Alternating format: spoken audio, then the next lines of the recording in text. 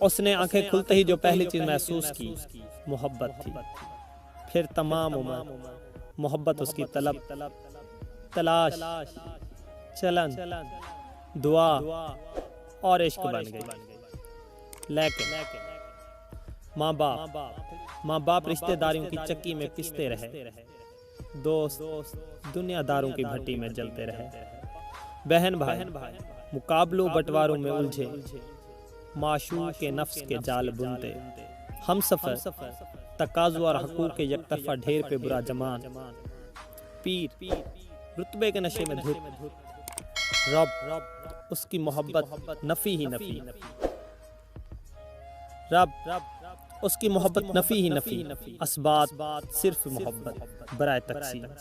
मोहब्बत सस्ती नहीं होती, मोहब्बत बेमोल होती है, खाली कशकोल होती है। और इश्क की आग में झुलसते हुए वक्त विदा आन पहुंचा और कहानी खत्म हो गई। कहना तो चाहिए कि लाइक शेयर और सब्सक्राइब करें, मगर मुझे लगता है